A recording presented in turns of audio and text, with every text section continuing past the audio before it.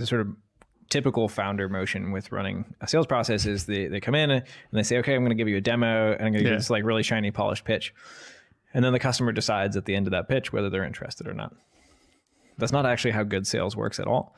The way good sales works is you do qualification up front. So you have some method of understanding the customer's problem better than they understand it themselves. And then you do the computation in your head as to whether your product is a fit for their problem.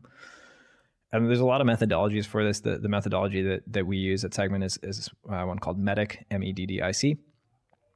It's literally just a list of sales qualification criteria.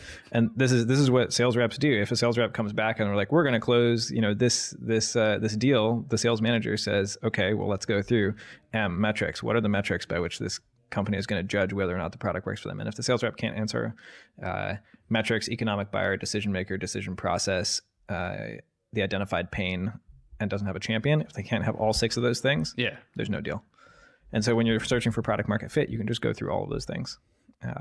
By asking the customer a ton of questions. And then you can grade whether or not you're actually going to build a product that will solve their problem. You just have to understand the market and the ecosystem and the customers upside down backwards better than they do themselves. Like as an example, we recently were testing product market fit for a product that we're going to announce at our user conference in September.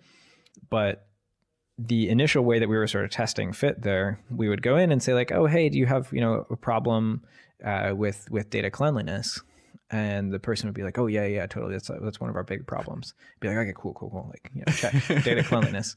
That is, and we might ask like 2 or 3 more questions, but like that was sort of the depth.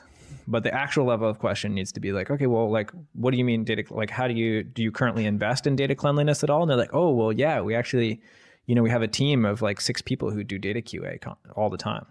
And we're like, oh, well, those data QA people, like, where are they based? Or they're based in LA. Oh, interesting. So they have like real salaries and they're not just like overseas. They're like real like US salaries. Like, yeah. Okay. Yeah. So what, like 80K a year, 100K a year?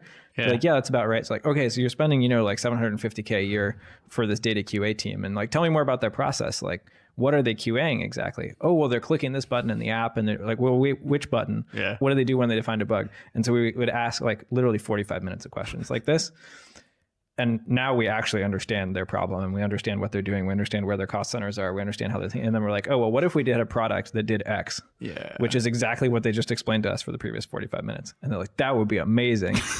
So like, okay, that was both sales qualification and discovery, which is a standard sales process, but now it's being used for product development. The best salespeople at Segment ask why, to the point of uncomfortableness from everyone else on the team, including myself.